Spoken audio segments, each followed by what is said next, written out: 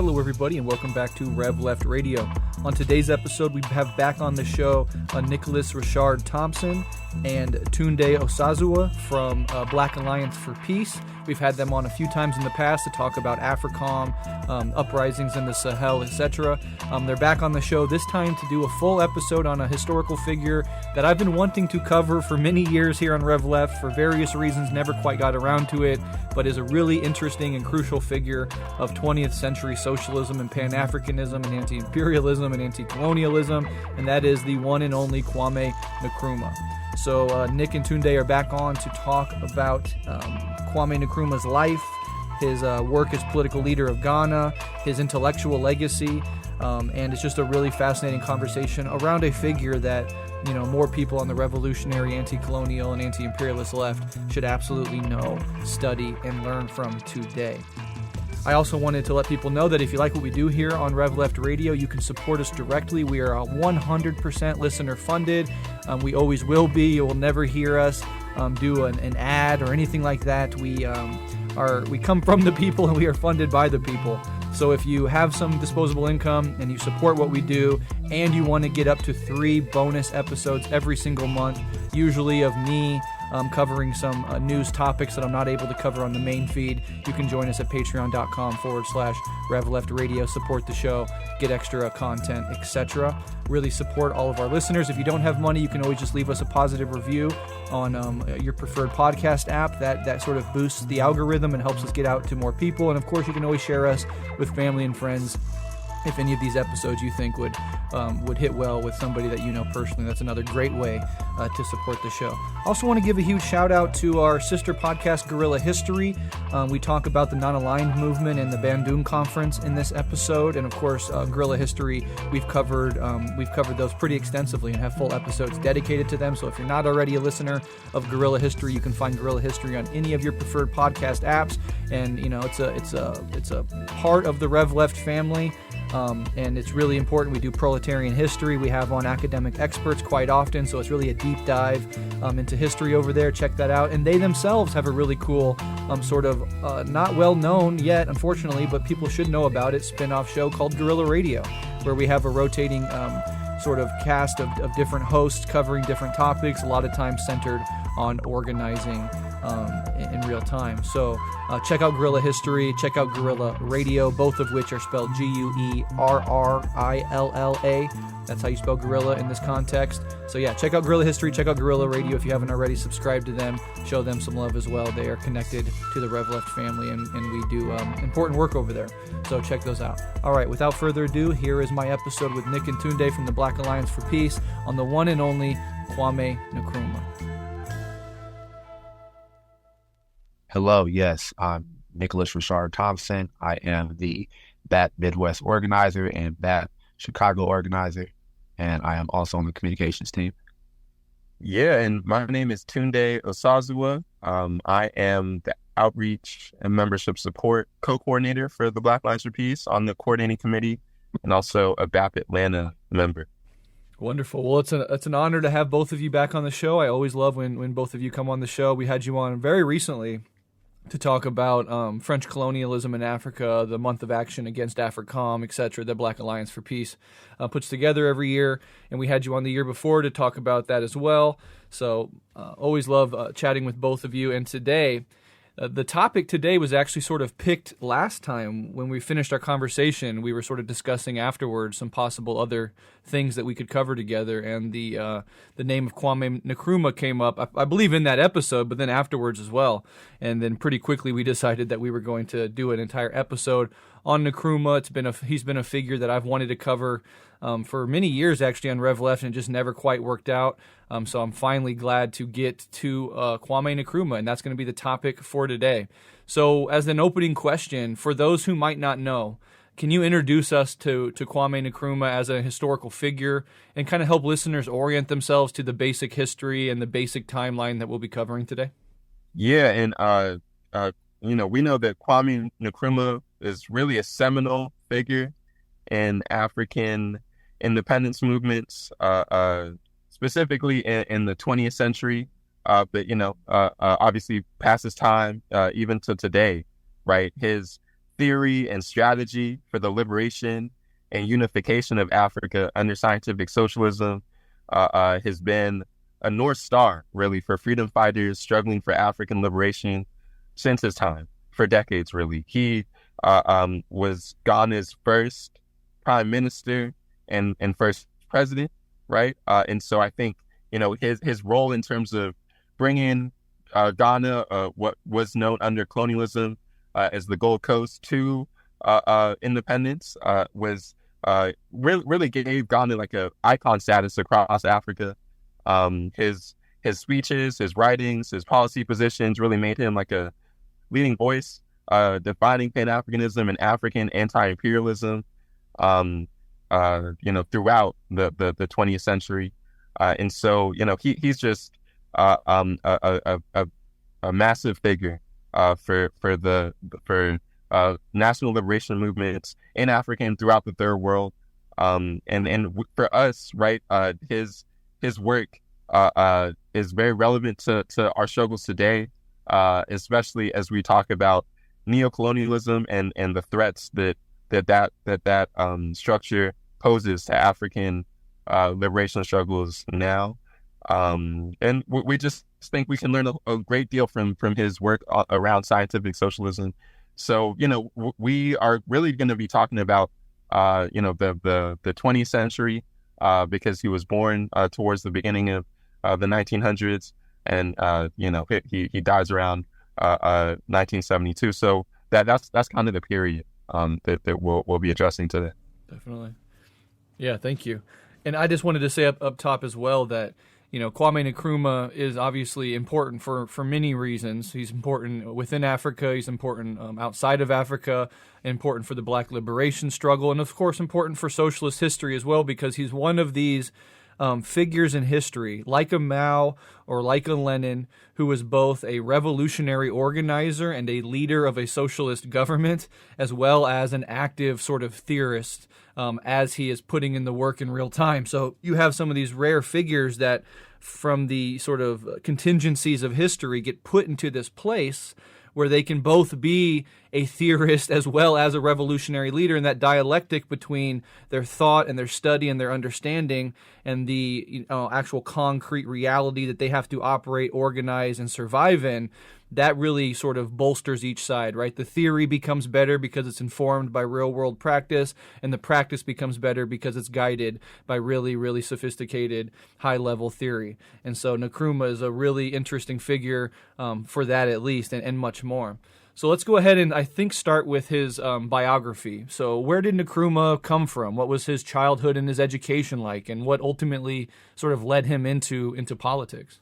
Yeah, I mean, Kwame Nkrumah, he was born in 1909 in a small village called Nkrofo, in what was known at the time as the Gold Coast. Now we know it as Ghana, to a goldsmith father and a mother who was a fishmonger and a trader.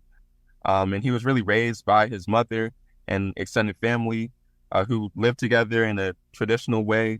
He had a pretty carefree childhood. It was humble, but he spent a lot of time in the town and on the nearby sea, just growing up. And at 6 years old, his mom sent him to Catholic schools that were run by missionaries, where he got a formal education, and that was kind of typical of ambitious folks from his area. They typically went to the Catholic schools, the colonial schools of the time.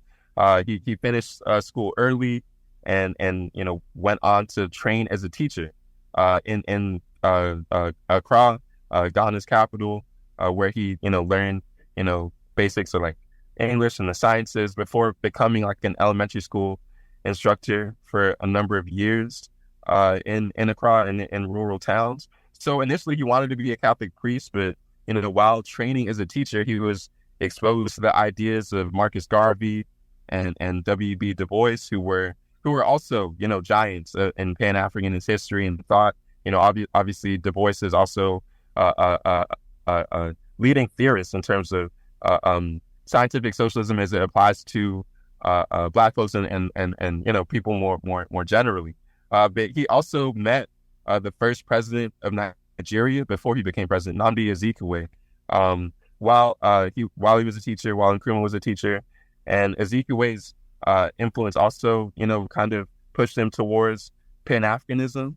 Azikiwe, had attended Lincoln University in the United States, which is a historically Black college in Pennsylvania. And he was the one who initially advised Nkrumah to enroll there, to study in the U.S. And so in 1935, Nkrumah left Ghana when he was 25 years old for the U.S. to pursue college or higher education. And so he earned a bachelor's degree and a master's degree at Lincoln University. And then he went on to UPenn, University of Pennsylvania. And so, during that time, he also was studying the ideology of Pan-Africanism, theories of political economy. So he was studying, Marx and Lenin and other, political economists. And he was studying George Padmore, and a lot of folks who were influencing his ideological development, his political development.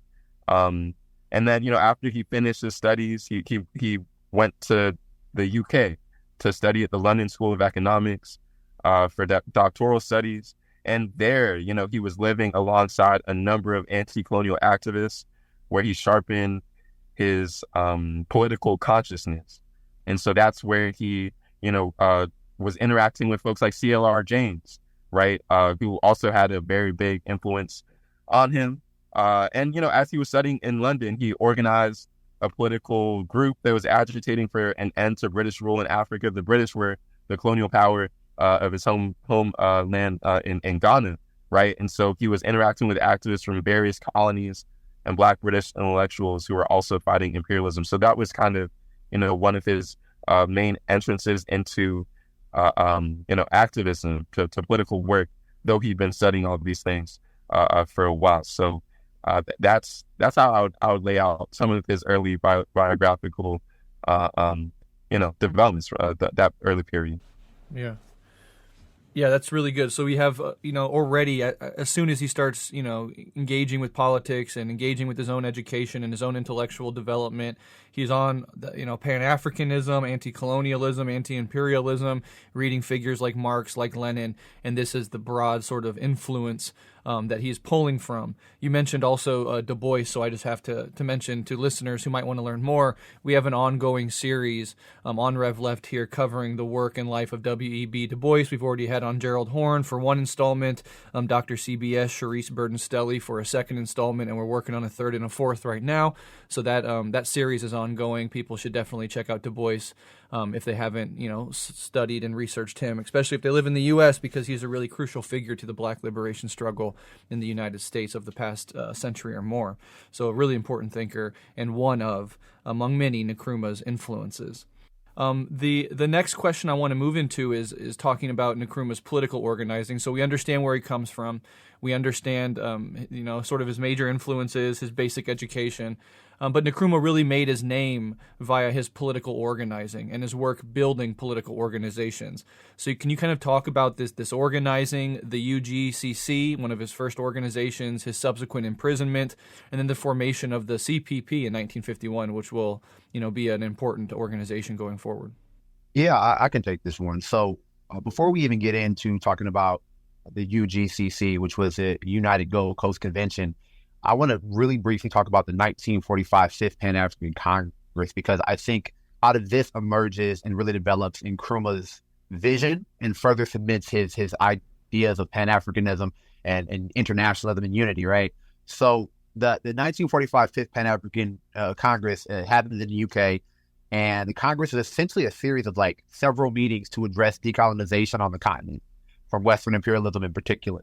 And during this Congress, Kwame Nkrumah was one of the primary organizers, along with George Padmore as the main organizers. The Congress is discussing different strategies for replacing colonialism with African socialism, and having a large amount of conversations about the decolonization and other liberation and independence movements worldwide. This Congress goes on to even impact Black internationalism as we know today, and inspiring other minds, as you've already brought up, like W.E. Du Bois, who was also present and part of that. and Malcolm X and Martin Luther King and all these different figures that we know in history. This Congress is really pivotal to that. And this is what's happening prior, and his kind of final big thing in the UK. Then we get to 1947, 2 years later, and we get to the UGCC. And essentially, his involvement with the party came from, he is an incredible orator. He's shown his ability to organize, and he's named the Secretary General due to just his political acumen and fervor and organizational skills. The thing we see with this political party, though, is it's one of the first political parties of its kind in this still colonial situation, and they're advocating for self-government. But the issue is, and we'll see about this later, as you mentioned, there were tensions and an eventual split. This party, the UGCC, is primarily looking out for the interests of the local elite and petty bourgeoisie. They're demanding constitutional reforms and what they call self-governance in the shortest possible time. Which that phrase, that slogan will be important later. But as they're like advocating for this, a lot of things are going on, right? You have Joseph Bokaye and J.B. Dankwa, who are like some of the leaders of the party. There's like this big six that they call of the main organizers, which Nkrumah is a part of. And as the Secretary General, he's, creating a lot of spaces for the party to succeed. And there's a lot of success for the party. But again, due to those tensions that arise for several reasons. We see at the time there were a lot of differences in strategy and how the two parties wanted to go forward, right? And the disagreements arise out of these differences in strategy to how you attain independence, right? And Nkrumah is advocating for more radical and immediate action. He's saying, and literally the slogan goes for, independence in the shortest amount of time, or self-governance in the shortest amount of time. And Nkrumah just shortened it to independent or self-governance now, right? And saying that, if we wait longer, he didn't trust the viability of that.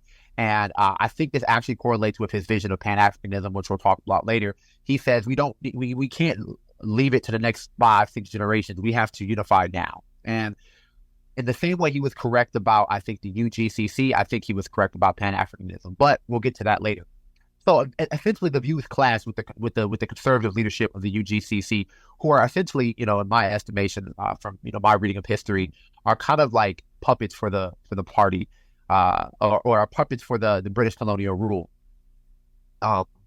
And as you mentioned, Nkrumah is in prison, and it happens a couple of times. And after the split, Nkrumah forms what's called the Convention's People's Party, or the CPP.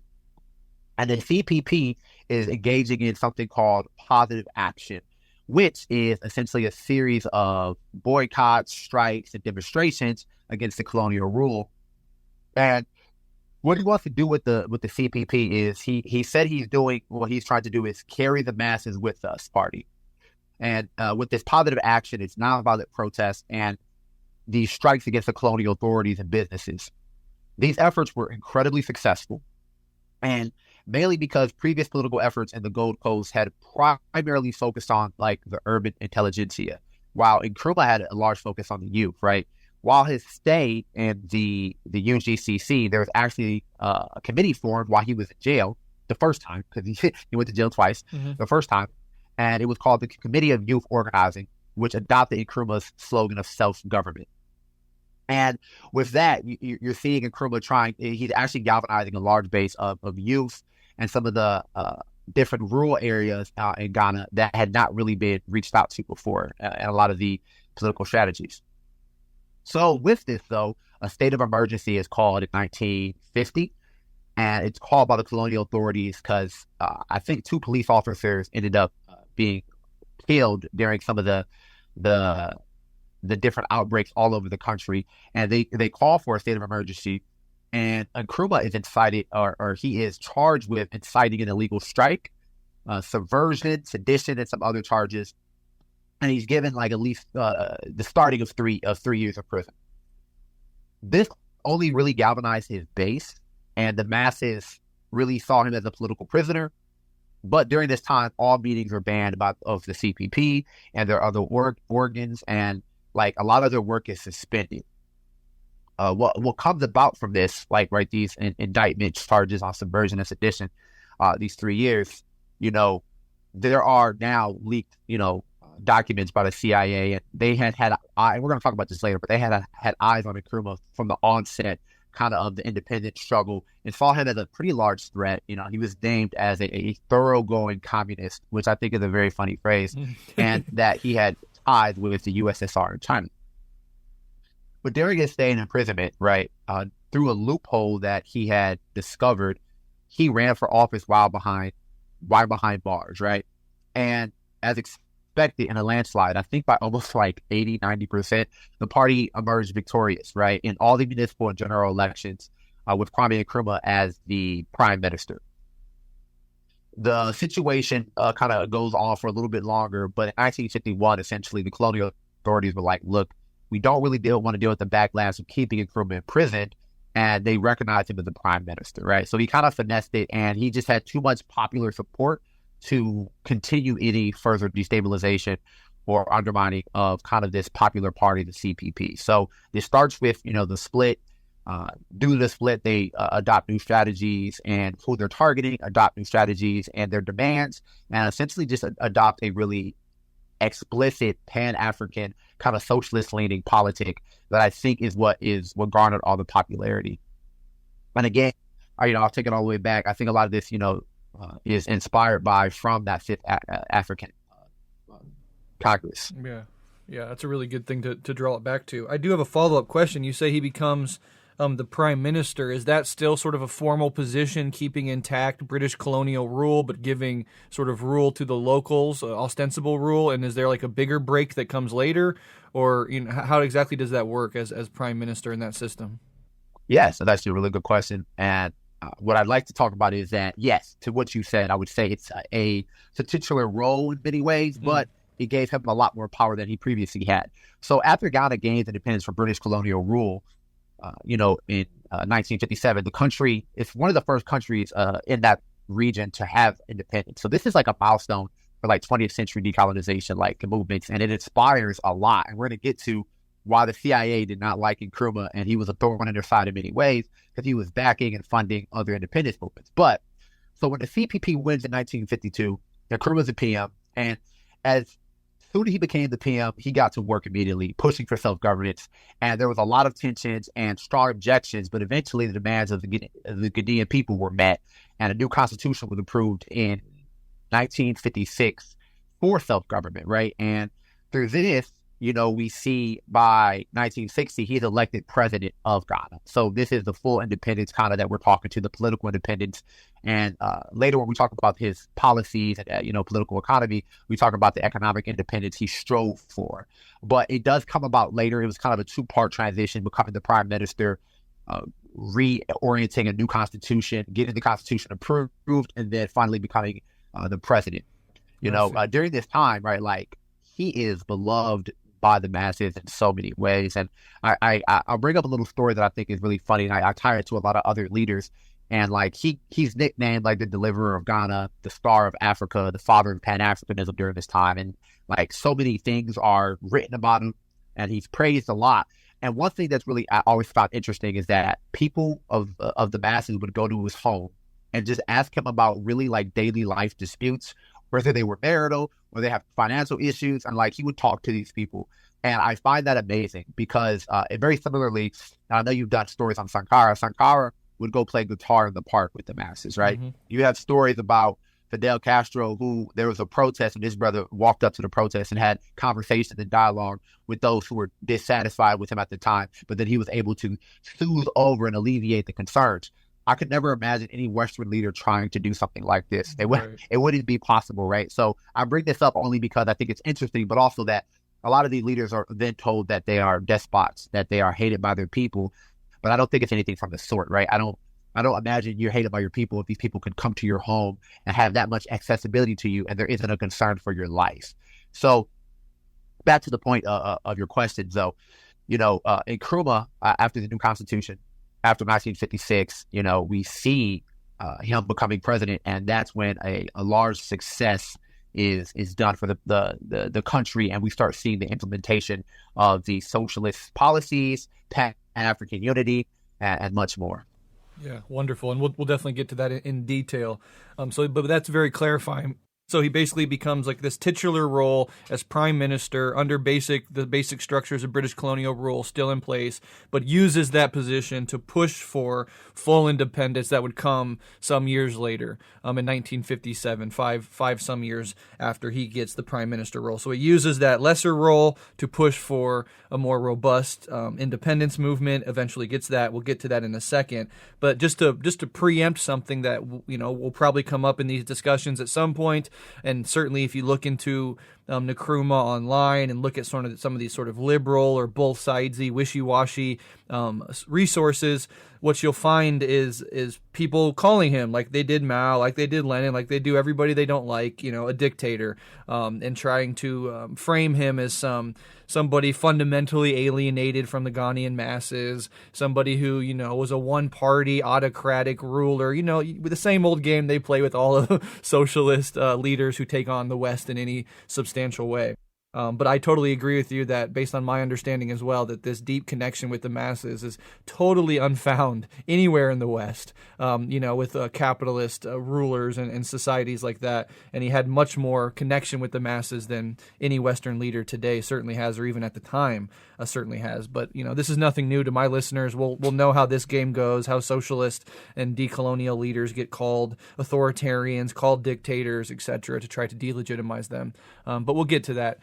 One thing I want to move into now is sort of Nkrumah's political ideology. We've already put on the table some of his major influences, but of course some of those influences contrast with one another. You have a Marcus Garvey is different than a Du Bois, is different than a Marx, is different than, etc. So with that in mind, what was Nkrumah's sort of political ideology, especially when he was in power, and how did he express that ideology in his major theoretical works? Because he wasn't just, as I said earlier, a revolutionary leader. He also, wrote and, articulated really important theory. So, yeah, can you kind of talk about his ideology and how it manifests in his works?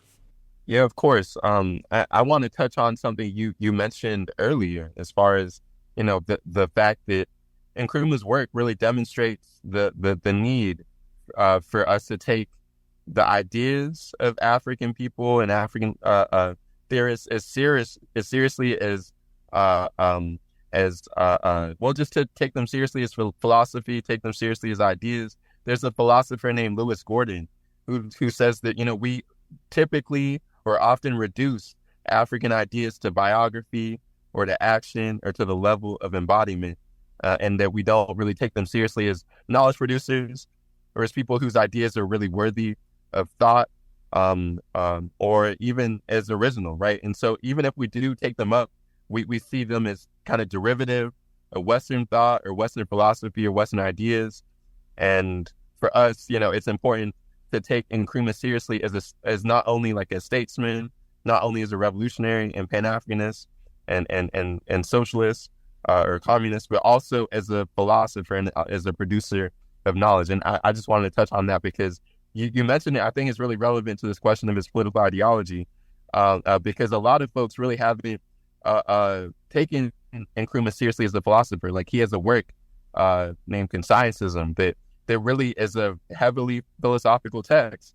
And even Fanon, right? He talked about how when it comes to the colonial situation, Marxism needs to be stretched, right? Mm-hmm. And similar to like a Du Bois or even like an Oliver Cromwell Cox, when African or Black folks stretch Marxism, their works can often be disregarded as not really Marxist, or as doing Marxism wrong, or doing scientific socialism wrong, as opposed to really understanding that these thinkers are articulating Marxism or scientific socialism to their historical and material conditions. And that's really what Nkrumah's work was doing. So, we can call his political ideology Nkrumahism or Consciencism, but really you can define it as the application of the principles of dialectical and historical materialism to the African crisis of class exploitation and national oppression, right, that African people have experienced and continue to experience, right, throughout the world. So his ideology is like a revolutionary creation, an ideological creation that's geared towards addressing the problems that Africans face. in the sense that the ultimate objective, which is Pan-Africanism, which is commonly defined or defined by Nkrumah, is the total liberation and unification of Africa under an all-African socialist government, right? Under the understanding that Pan-Africanism must be the primary objective of all Black or African revolutionaries throughout the world, right? So according to Nkrumah, all Black people are of African origin are Africans, right? And their only home is Africa. And only when African is free, meaning, liberated, unified, and socialist, only when Africa is free is when Africans throughout the world will be free. And so there's kind of like a primacy of Africa there. And so, I think, we can look at that, how his ideology, his ideas progress over time by talking a little bit about, some of his writings, right? So, I'll start with Towards Colonial Freedom, which is the first kind of major book by Nkrumah that lays out his vision for how, what was formerly known as the Gold Coast or Ghana and the rest of Africa could achieve independence from colonial rule, right? And so that kind of talks about like the need for mass, nationalist political action or positive action, like Nick was speaking to, and nonviolent protests. But then, he starts going into, his experience and his learnings from the independence struggle with the Ghanaian process through his autobiography, Ghana, which is a great book to read, Ghana, the autobiography of Kwame Nkrumah. And then, after, the independence struggle that, he ascended to president through is completed, he published Africa Must Unite, that kind of crystallized his Pan-Africanist dream for a politically united Africa, that's capable of economic self-sufficiency and able to oppose the ongoing Western exploitation of African resources and people. And then I mentioned earlier conscientism or conscientism, which expounds his socialist political philosophy for harnessing traditional African economic and social practices, alongside like that modernization process that rejects Western capitalist development models. He also wrote a seminal text, Neo-Colonialism, the Last Stage of Imperialism, that kind of identifies Western economic power and institutions like the IMF, the World Bank, the World Trade Organization. I could go on, right? But as these international institutions, identifying them as tools for continuing control over the newly independent African countries. And that this was published kind of right after the era of direct political rule had kind of ended. And then, he goes even further, right? Like earlier he was talking about nonviolence and Gandhi or whatever, but, he published in 1968 the Handbook of Revolutionary Warfare, which was a guide for waging guerrilla struggles against oppressive reactionary systems and governments in Africa and beyond, right? So it was written after, Nkrumah was in exile in Guinea, right? When he had left Ghana following a CIA and Western-backed coup. Mm-hmm. And he was kind of dreaming a sparking revolution. So, I mean, I'm just pointing all of that out to say that he experienced a political progression like many of these leaders did, right? And so, all of this kind of speaks to his ideology, which is about, scientific socialism and Pan-Africanism and how to achieve, or fulfill the promise of liberation in Africa and beyond. Yeah, incredibly well said. And just to your like starting point that you made about sort of Marxism, socialism, communism, and Fanon talking about it being stretched in the colonial context, and then some people sort of dogmatically or in a doctrinaire way place less value on those works or set them aside as secondary.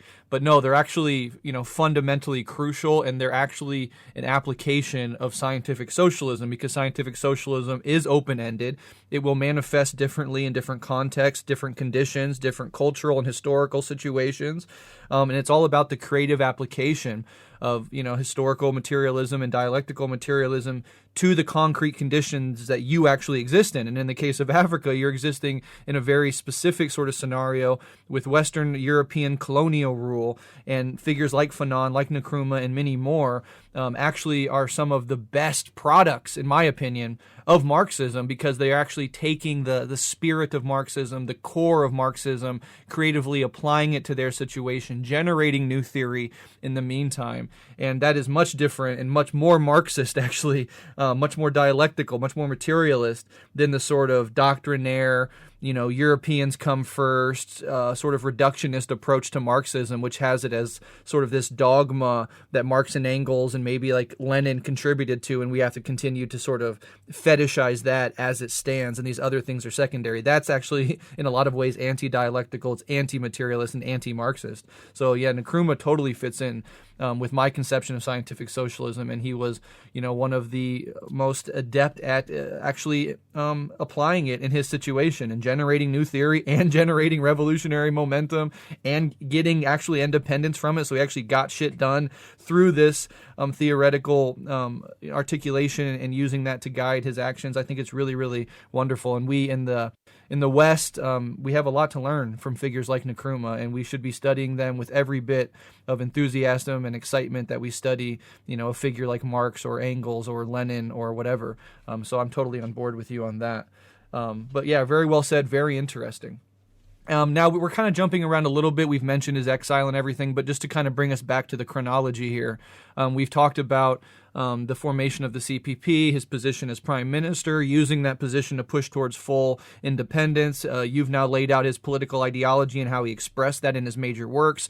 Let's go back to 1950s Ghana when it actually got its formal independence. This is around 1957. But can you, before we get into Nkrumah as Ghana's leader, 1957 onward, can you actually talk about this formal process of where they actually got their independence, discuss Nkrumah's role in it, and the sort of tactics employed to move from this titular role as prime minister into, full independence and his new role as president?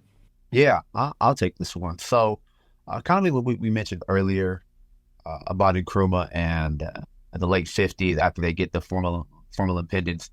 What we see is the CCP win, become prime minister, fighting for self-governance fully, becomes president. And what happens is, and you mentioned this, and I'll bring this up first, a couple things are we have the new constitution, but then immediately what Nkrumah does is he has a very anti-colonial, anti-imperialist stance that he brings about, right? And during this time, he does this in several ways that I think are overlooked. He's challenging Eurocentrism and white supremacy by promoting Pan-African culture. He does this by building the Ghanaian Museum, right? Having an art council really focused on developing the intellectual aspects and the nationalist aspects for sure of Ghana, but of all of Africa, right? He even develops a Ghanaian film corps, right? Focused on broadcast and being able to essentially take over your own narrative and talk about Ghanaian politics for sure, but African politics in particular with this new Ghana's news agency, the Ghanaian Times, right? The languages that this broadcast speaks in is very deliberate, right? It does English, French, Swahili, and several other African languages. And his goal is really, again, trying to export this ideology of Pan-African unity and African unity and a continental-wide basis of development. And this is what makes him a target for the CIA, which I know we're going to get to later, but it's very hard to get through some of this stuff without ever bringing it up. Totally. But this is a very prime target, right? And with this, he also builds new international organizations, right? The African Trade Union. He withdrew from colonial organizations such as the West African Currency Board, the West African Court of Appeals. These were kind of these colonial sites where they had given Africans power, quote unquote, but they were still oversaw by colonial powers. And he withdrew from these international organizations. And with this, we also see him founding one of the most important, and Tunde alluded to this, right? Part of his ideology. He founded the OAU, the Organization of African Unity, and we see this is like a very pivotal movement for Pan-Africanism, right? We see it talking about a continental-wide military, a unified currency, deeper political integration and cooperation between the states, to defeat colonialism, and this is very explicit in that, and to be able to handle disputes between countries if they are to arise. And this is essentially, I think, a more audacious version of what the EU is. And if he were to complete it, I think we'd be looking at a vastly different African continent and a vastly different geopolitical situation, the entirety of the global South. The next thing to talk about is kind of just some of the work that he did as president. And he gets criticized this, I think, by detractors, but I think the criticism is unwarranted, primarily because what he was doing was trying to actually enact Pan-Africanism, right? Actually build it and see it as a political objective. So he holds the African People's Conference. And at this conference, people like Julius Nyerere from Tanzania, you have Zimbabwe, Patrice Lumumba, and a bunch of other African leaders who are striving for independence. Again, as mentioned earlier, Nkrumah, I think his revolutionary movement that had onset and inspired 10 other, through those 10 years, 50 other movements to strive for independence, right? Seeing 1960s as that era of independence for a lot of colonial situations. Mm-hmm.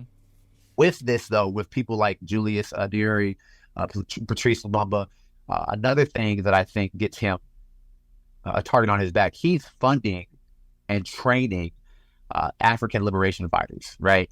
And this is something that I think is what made him a larger target. I think, I won't have it verbatim, but I have the quote here. In declassified CIA documents, they named him as one of the most dangerous Black Africans to U.S. interests because of what he's doing internationally, right? And that is one of the biggest components of, I think, if you learn anything about Nkrumah, if you remember anything, is his emphasis on unity and saying that even after independence, when he became the prime minister, he said Ghana's independence is meaningless unless it is tied to the whole of the African continent. And obviously, when we see what played out, he was correct in a lot of things. I think he was correct in how he strategized to get the CPP to win. I think he was correct in his choices made for allies during his tenure. I think he was correct in his vision of saying, if we don't unify now, the consequences, and we read throughout neo-colonialism, the last stage of imperialism, or the final stage, come to fruition because there wasn't instant unification. And that was kind of a very difficulty, even among his parliament, of people having differences in how we get there and at the speed at which we go about. He was always very audacious in how he wanted to achieve these things in that short time. But I think that, during that, for the 1950s, and the formal independence that, Nkrumah played in it. Another thing that I think is important to bring up is the one-party state. You brought it up, and you kind of highlighted how some of the propaganda gets put out about that. But I want to put this in context as well. Mm-hmm. So first and foremost, there were numerous assassination attempts on his life. He's getting information from outside sources about talks of regime change. He knows the West wants him dead. And at the moment, he's paranoid about it. But later, we have declassified files. We know that he was correct. So what he does is he goes through Parliament, regardless of how these people feel about a one-party state. Parliament passed it, right? And they become a one-party state. And he also institutes what's called a detention policy. And they see this as a precedent. This is my issue with this. One, the United States is the largest mass incarcerator. We have institutions such as ICE, Homeland Security, CIA, FBI, and these other intelligence apparatuses that do these same things on a wider scale. What Nkrumah was doing, though, was ensuring that his regime wouldn't be destroyed and undermined, and ensuring that his life and the life of his family and his guard, as those of Parliament, were to be protected, right? And I'll get to this point later, but after the coup, political detentions rise about 50% by the new military government that the United States backed. So I think it's important to put everything in context. Everything he did, he passed through Parliament, and it was popular. Everything he did was a response to the conditions, right, that he was experiencing as a leader of a newly independent nation, still fighting off the claws of imperialism and colonialism. So I would say, Nkrumah is a leading voice of Pan-Africanism and anti-colonialism.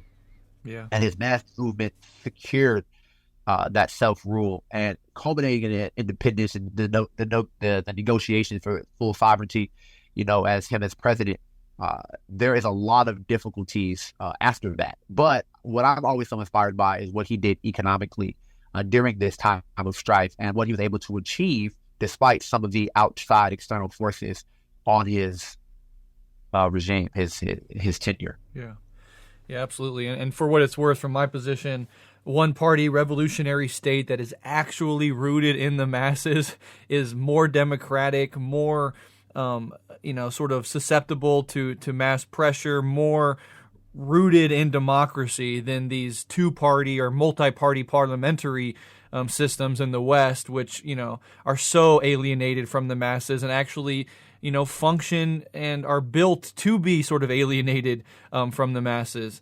Whether it's the Democrats or the Republicans, we know neither of them, represent our actual interests whatsoever. They're two faces of capital. And so, I just think that that's an interesting thing because they'll use that as a boogeyman. A one-party state that's inherently authoritarian. That's inherently bad. But if that one-party state is revolutionary, it's rooted in mass support.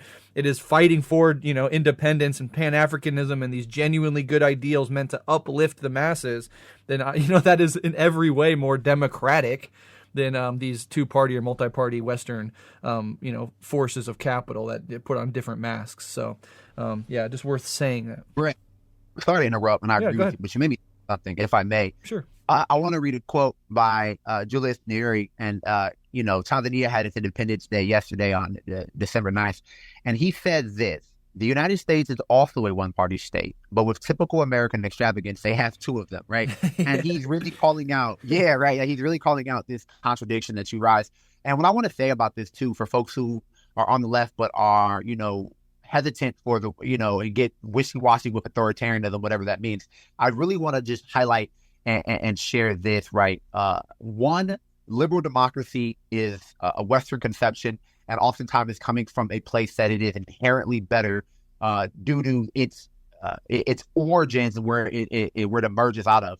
And really what that ends up being to me a lot of the times is saying and suggesting that these countries, generally in the global South, particularly on the African continent, don't have the intellectual capacities to govern ourselves or develop governance systems that are best for us.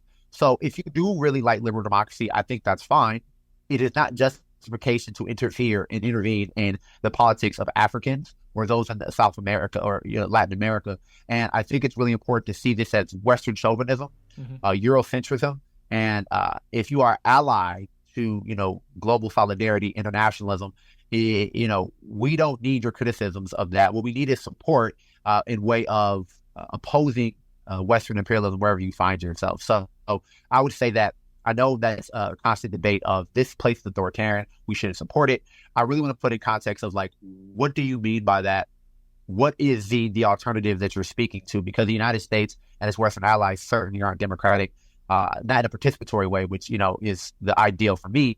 But the conditions of these countries and their emerging out of Ghana are having to deal with a lot of different external forces. If we're serious about wanting some particular form of democracy or independence or your ideal of socialism, I think it starts at home.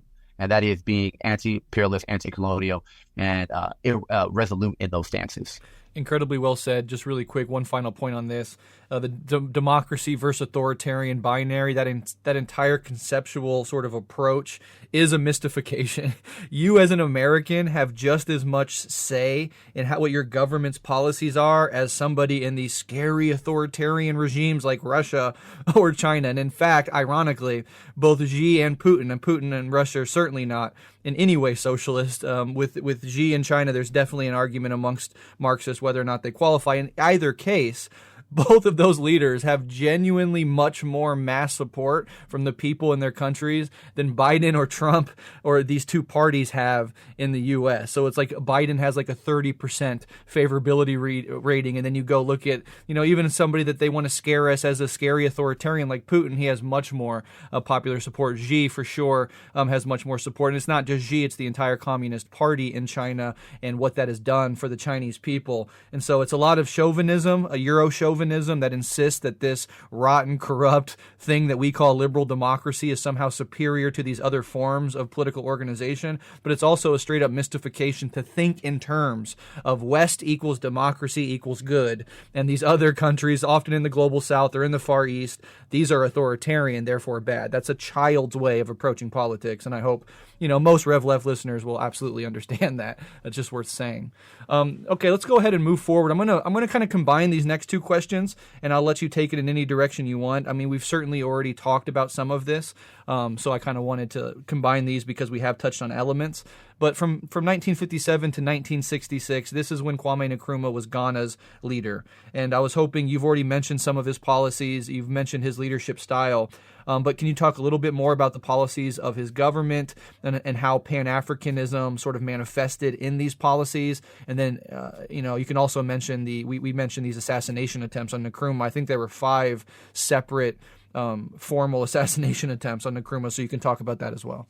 Yeah, sure. I'll take this part, and I think I'll let Tunde take the assassinations. I know he's really well versed. So let's talk about some of his policies. He's deeply influenced by folks like Margaret Garvey, as mentioned, Marx, Lenin, and Mao. During his overthrow, he's actually visiting Ho Chi Minh, right? And some of the policies he's implementing are, again, Marxism as a methodology. I think you excellently said it earlier. Nkrumah, I think, produces scientific socialism and utilizes it in the most correct way by addressing the historical and material objective conditions of Ghana, and then proceeding from there, right? So he does promote state ownership of key industries. He has massive land reforms to empower the people, the peasantry. And during his time, just metrics that are important to look at. The cocoa production doubled. We saw about a 5 to 7% GDP increase from 1955 to 1962. And also during this time, we see other larger increases when he institutes a very large-scale infrastructure project. So he has construction of roads, free schools, universities, hospitals, hydroelectric dams aimed at modernizing essentially Ghana's infrastructure and stimulating economic growth at the same time. So he's building up the country and also creating economic growth and allowing for folks to be a part of this. This is very popular with a lot of the masses being able to participate in what is seen as Ghana's upliftment.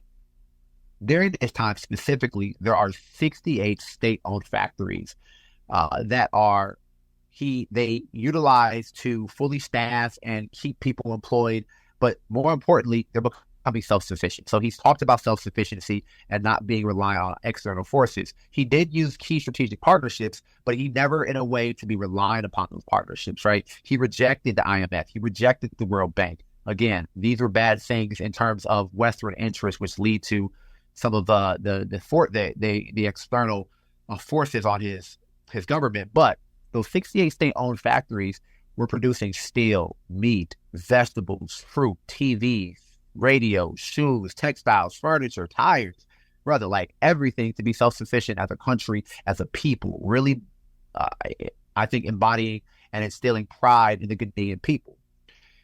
A part of this, though, was a very long-term vision to be a superpower on par with the United States and the Soviet Union. He was very explicit about this. Maybe I would have kept this secret, but he's very explicit about bringing Ghana, right? Just for strategic reasons. Yeah. But I'm looking at history 2020 hindsight, right? He's wanting to galvanize his people. He's wanting to be as audacious as possible and discuss Pan-African unity in a very serious, explicit way. So he's talking about, we're going to lead in forestry, we're going to lead in fishing and cattle, and develop these industries, and he's expanding them. And again, Ghana, and I didn't mention this when I talked about the doubling of cocoa. Cocoa is one of the largest exports of Ghana. It's still to this day, cocoa, right? One of the largest projects that I think is overseen, and maybe not largest scale, but I think in terms of how integral it was to the future that he had to be a superpower, was called the Volta River. It was a dam. And this dam was going to provide water irrigation all throughout the country and for other Western African countries, electricity for the factories that were state-owned and other nearby countries to utilize. This was going to be the start of this continental-wide unity.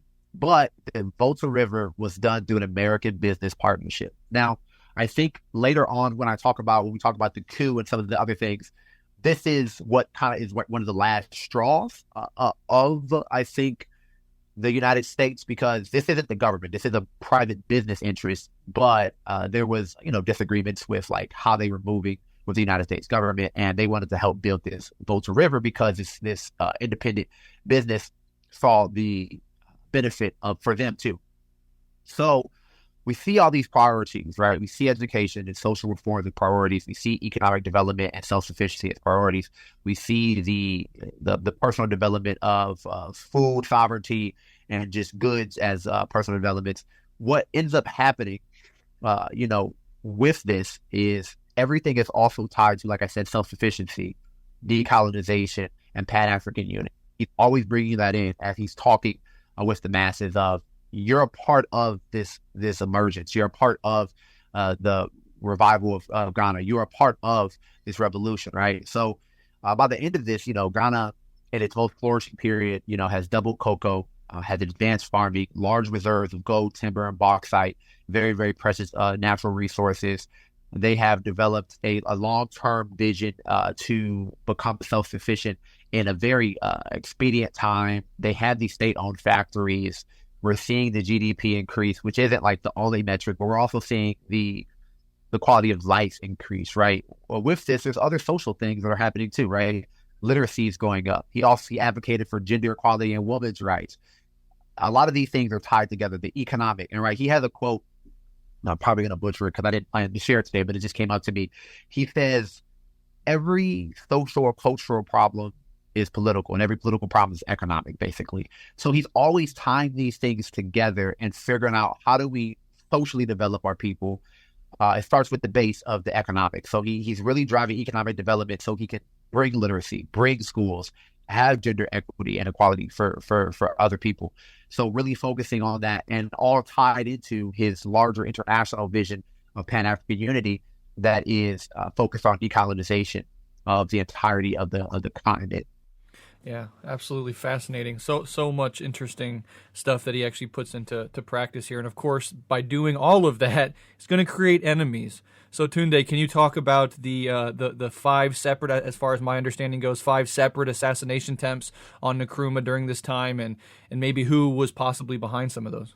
Definitely. And I think, I just want to raise something Nick mentioned earlier.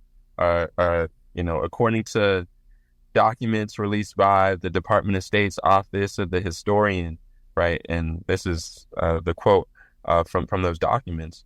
Nkrumah was doing more to undermine U.S. interests than any other Black African, right? So he was a huge threat, right? Because of, his work in Ghana, but then also, his work across the African continent and, in support of the global South more broadly, working with global South, nations and peoples. And so, we understand that, like there are at least 5 assassination attempts. And, basically from the beginning days of Ghana's independence, when Nkrumah became more outspoken against U.S. interests, right? CIA agents and others really increased their efforts, their work to undermine his government through propaganda, through funding political enemies, and also plots to take his life or illegally unseat him. So the first attempt I'll speak about was in June 1957, when a police officer, a Ghanaian police officer, fired shots at Nkrumah during a visit that Nkrumah made to Kumasi, a city in Ghana. And that police officer was believed to have been put up by opposition groups who were being funded by the U.S. and the CIA, but Nkrumah was unharmed. It was unsuccessful. There was another incident in August 1962 when a bomb exploded near Nkrumah in Kulungugu while he was visiting the area. He escaped unharmed, but one guard was killed, and the perpetrators weren't identified, but it was again suspected to be folks who were working with that West or U.S. funded opposition, right? And in January 1964, there were shots fired at Nkrumah during a parade, like a celebration.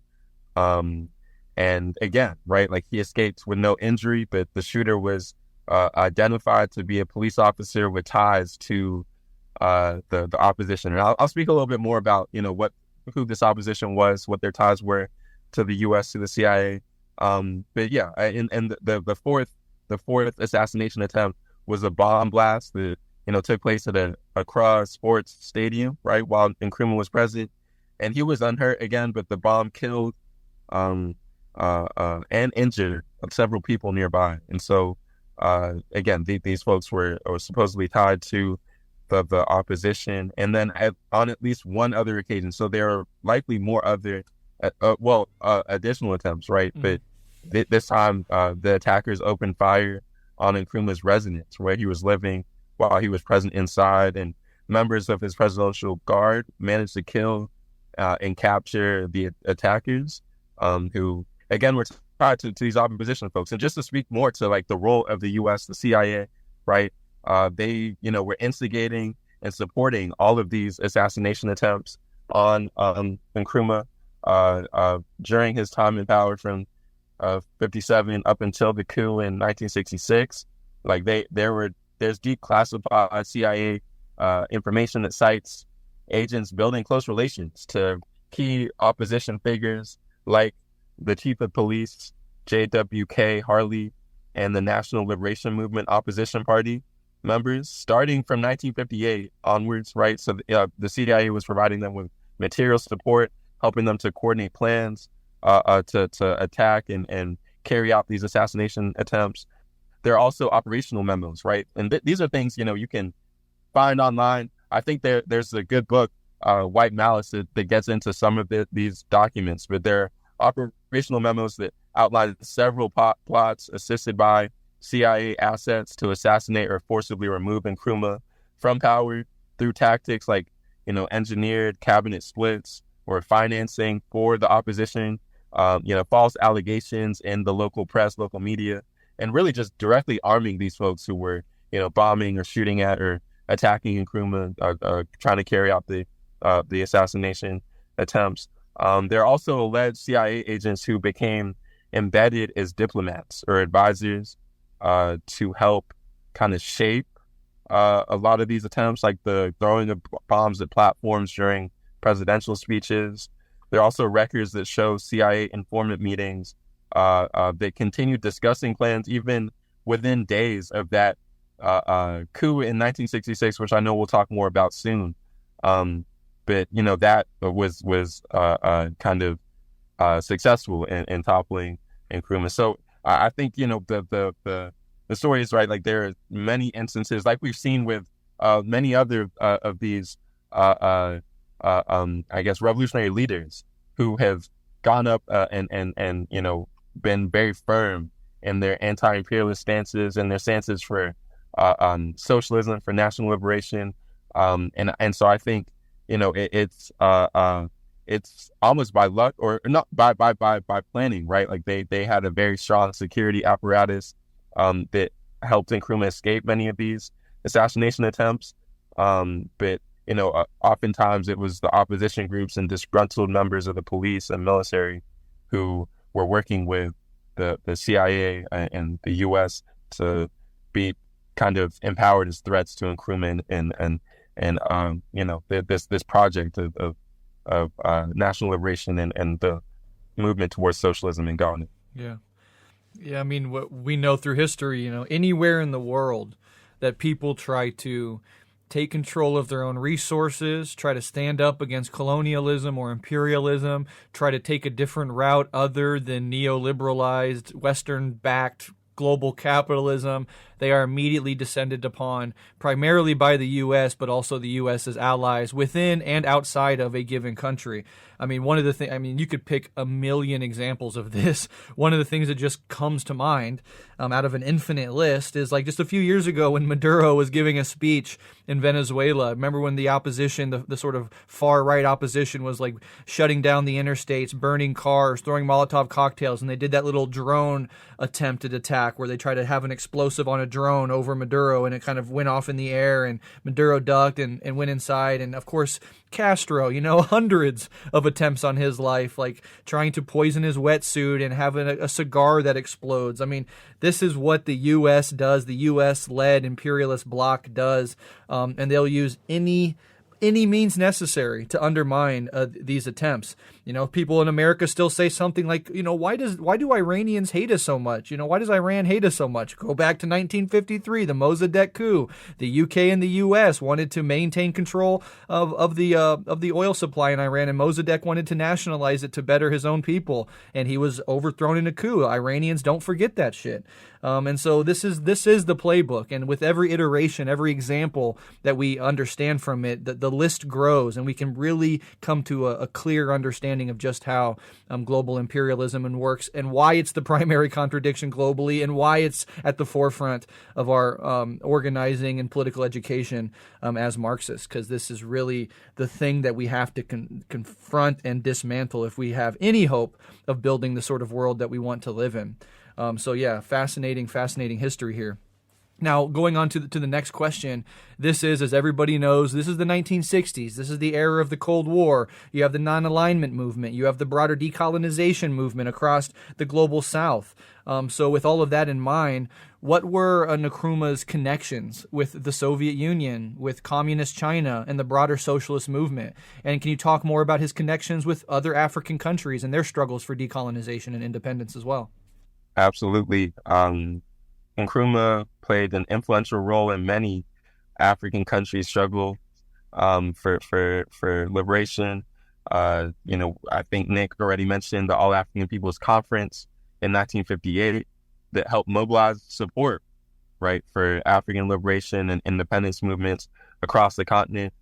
Many leaders of these movements attended or were connected to the conference, and so there's already kind of that Pan-Africanist outlook, that the work towards building Pan-Africanism, towards building what Nkrumah was writing about, right? And so he was also providing material and organizational support through Ghana for anti-colonial movements and leaders in places like the Ivory Coast, Cote d'Ivoire, Sekou Touré in Guinea, Modibo Keita in Mali, and others, right? And under Nkrumah's time as in the leadership of Ghana, they offered training, supplies, funding, and really a safe haven to multiple liberation forces. He was working closely with leaders like Patrice Lumumba from the DRC, Augustino Neto of Angola, Kenneth Kaunda of Zambia, and Samora Machel of Mozambique. And really, obviously his goal was to unite Africa under a common anti-colonial push and move towards, right, that total liberation and unification of Africa under scientific socialism, right, which is so key to his ideology. And I think this was kind of the ideology that came out of that Fifth Pan-African Congress that Nick spoke about, right? Like, this is what they agreed upon as their liberation strategy. And Nkrumah was like maybe the chief theorist of this push. Right. And so, that's what they were all working towards. They allowed anti-colonial groups from countries like Rhodesia, right, in South Africa, to open missions in Ghana as they fought against, apartheid and colonialism. And that included high profile groups like, the leaders of the ANC and many others. Right. And so, the goal was to make Ghana a base of operations for all of these groups. He also lobbied internationally through the UN and the non-aligned movement to support, independence movements in sanctioned countries like Portugal and apartheid South Africa over their colonial policies. And that work helped to raise global support and backing for the anti-colonial struggles taking place throughout the continent. But we know, right, that, the anti-colonial push was went beyond the African continent, even though that's where Nkrumah was. And so I think it's important to mention, like you said, that Nkrumah played a leading role in the non-aligned movement, right? He represented African and other countries in the global South that sought to maintain independence from the geopolitical power blocks of both the West and the Soviet spheres during the Cold War era, because they saw it as strategic, right? It would be a way for them to kind of further their ends and their goals of liberation. And so, we know that in the 1960 UN General Assembly, Nkrumah called for non-alignment with any major power bloc to allow freedom in promoting each nation's interests rather than really polarizing along like ideological lines. And that helped to inspire right, the non-aligned movement's establishment at the 1961 Bandung Conference of African and Asian States. So, Nkrumah was advocating for the movement to go beyond neutrality in the Cold War and offer a platform for the historically colonized world to articulate, shared positions against Western imperialism and really for global economic equity. So he also hosted the 1965 Conference of Non-Aligned Nations in Accra, Ghana, and he brought together figures like Tito and Nasser and Nehru and Sukarno, right, big figures in the non-aligned movement. And so he was the chair of that conference. He published a defining pamphlet on the movement's core principles, and really compared or contrasted them against the exploitative systems of capitalism and imperialism, which is a seminal text in the non-aligned movement history. And through the Organization of African Unity, which Nick spoke to, and other African international bodies, he also tried to, have more alignment with African states behind his vision for non-alignment. This kind of had mixed success. It wasn't always working, but he was trying to, have these folks be a third force in international relations to kind of counter dependence on Western aid and influence, kind of going back to that emphasis on self-reliance. So, obviously, he played a pivotal role in terms of being a leader in the non-aligned movement. And just to quickly touch on the connections with the Soviet Union and Communist China, he was also developing close ties with them. They were, obtaining loans and technical assistance and trade deals. The USSR helped build and fund infrastructure projects like the Akasombo Dam hydroelectric project, which is, comparable, I guess, to the dam that Nick was speaking about on the Volta River. There was also, the fact that Nkrumah really saw, communist states as models for independent development, or socialist states as models for independent development without reliance on the West. And so, Nkrumah was lobbying, for China's reinstatement in the United Nations in the 1960s. He was also supporting them during the Sino-Indian War in 1962.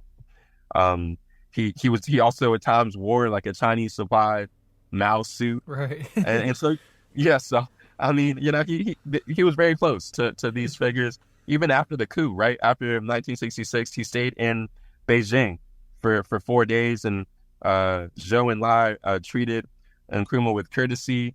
That was for 4 days. The post-coup Ghana government kind of closed the Chinese embassy in 1966 because they viewed China as kind of still supporting Nkrumah, who would move to Guinea. And so yeah, there's so many connections. In 1961, he went on a tour through Eastern Europe and proclaimed solidarity with the Soviet Union and the People's Republic of China. And I guess in 1962, he was awarded the Lenin Peace Prize by the Soviet Union. So, yeah, that's a little bit about the his connections with these movements throughout the global South and beyond. Yeah, and these international connections are so beautiful because they really show a sharp contrast to the way that, the West deals with people, right? The West either has people subjugated and subordinated to their interests, or you are an enemy. It's either you take a subordinate position to our geopolitical interests and our economic interest. We can use you as sort of a comprador or a puppet regime if we need to. And that's basically your utility to the West. But these connections, always these connections, these decolonial connections, these socialist connections, of course, they're not perfect. There's plenty of flaws and stuff, but they're always this first foot forward is one of basic mutual respect and understanding of the connections of their struggles. It's not you subordinate your interest to me, or I'll subordinate, or vice versa. But in the best moments, it's this egalitarian internationalist solidarity that is beautiful and is obviously the spine of any real global resistance movement. If we're ever going to win, it's going to have internationalist dimensions, and it does stand out in sharp contrast to the way that the West, over the last century, led by the U.S. in particular, operates, which is definitely a subordinated sort of way of operating with other peoples and other countries. So I think that's worth noticing or noting. Your point about the Mao suit is very funny. It's very cool to see. It's cool to see Nkrumah in this Mao style suit. I think it's fucking awesome. And then also a couple things you mentioned. You mentioned the Bandung conference, which we have an episode on guerrilla history covering that entire conference and the non-aligned movement for those who want to learn more. And we also have an episode called Socialist Construction in the Balkans on Rev Left, where we talk about Yugoslavia and their interesting sort of socialist experiment, sort of outside of the Soviet bloc, sort of in the non-aligned movement, which is where Tito would meet up with Kwame Nkrumah. So I think there's lots of fascinating connections for people that want to learn more. Now, going forward, something we've touched on or sort of alluded to throughout this conversation is, of course, ultimately Nkrumah is overthrown in a coup when he is out of the country, and he never gets to return to Ghana after that 1966 coup. In fact, when he originally left Ghana, it was to go to North Vietnam to speak with the Vietnamese communists under Ho Chi Minh, another internationalist connection. But while he was out, he was the victim of a coup in 1966 that violently forced Nkrumah out of power. Can you talk about this coup, the role that the U.S. and the CIA played in it, and the reaction to it, both from inside of Ghana as well as outside the country? Yeah, I can start. This is a pretty big question, so I think me and Tunde will tackle this together. So I'll start with the CIA involvement. So the CIA played a major role, but it was very clandestine. The only reason we kind of have some of this information now is because it's been leaked by other CIA defectors who have leaked the documents and shared it. But essentially, what occurred from the onset, Kwame Nkrumah's revolution was a CIA target, like I mentioned earlier. And there weren't official coup plans, but they were very disturbed by some of the happenings and some of the relationships that have been mentioned. I won't go back into. But what ends up happening is the United States sees an opportunity, and they actually encourage Nkrumah to go to North Vietnam, and they were halting the bombing. And that's how they knew that this would be the moment to do it. They said, hey, that's why they stopped, right? Like, it wasn't, there's other reasons why they say they stopped. That was largely the reason why, so that he could go on this diplomatic mission. Because at this time, the United States is still feigning concern, but Nkrumah on his end is very, very dubious of the relationship, but in this instance saw it as something that he could trust. And then he obviously goes to North Vietnam, and during this time, that's when he's overthrown. There's a couple things that are really, I think, important about this moment that get kind of forgotten. So first and foremost, the primary individual who orchestrates this is Howard T. Baines. And Howard T. Baines is a CIA agent focused on Ghana. He had been there for a while and been watching the developments and kind of knew all the main actors and was in conversation with the forces that would inevitably institute the coup. So again, the CIA is playing a clandestine role. What Howard T. Baines does is he doesn't keep record of anything. This is really important. There are very few things. Part of his operation was, I don't want to keep record of any of this. So the records we do have are oftentimes, we're putting a picture together of all the moments and what was known, what was not known. But the CIA saw Nkrumah as a threat, essentially due to his socialist leanings, his alignment with the Soviet Union and China. But a lot of things that don't get discussed is his advocacy for Pan-African unity and his African personality that he brought about, right? This was one of the main things I argue is why the coup is initiated at this time, right? The relationships were fine. I think they could have oversaw those and interfered differently. But as soon as he was actually instituting some of these Pan-African ideas, such as supporting and financing the ANC, training African liberation fighters, like I mentioned earlier, specifically, I said about like 40 or 50, but 35 countries gained independence after Ghana in a span of 10 years. And a lot of these countries had support from Nkrumah.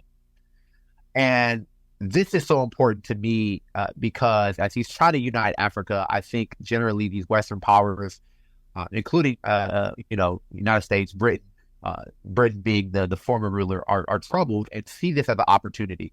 The United States kind of beats Britain to it, and is the primary force behind it.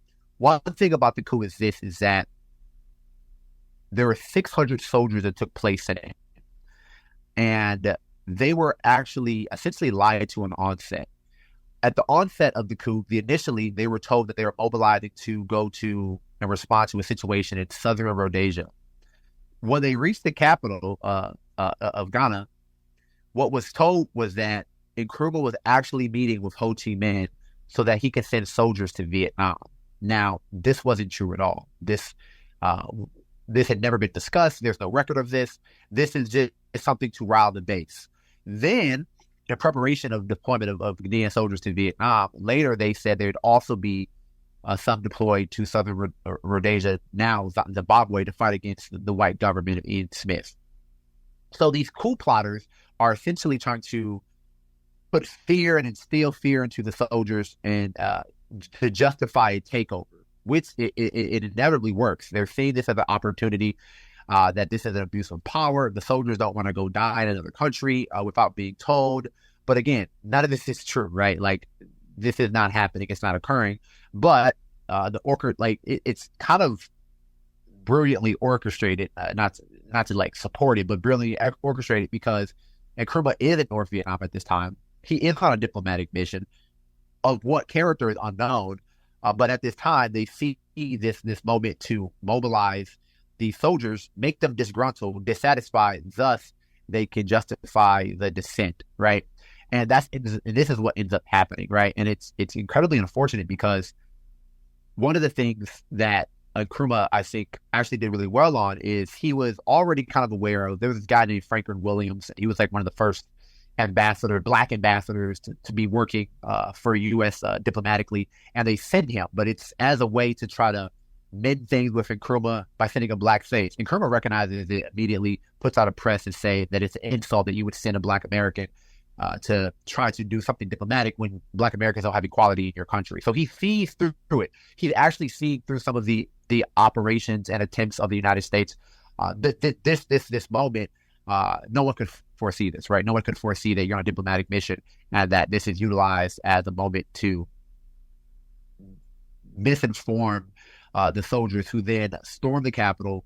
And what's interesting about, I think, the coup that I should mention before I pass it off to Tunde is that outside news reported it as a bloodless coup, that there was no casualties, and this is far from the truth. First and foremost, the coup leaders who orchestrated it threatened to bomb Nkrumah's home where his family was, and the only reason they didn't is because Nkrumah's wife tells the soldiers to lay their arms down and say, okay, like, this is, like, stop this violence.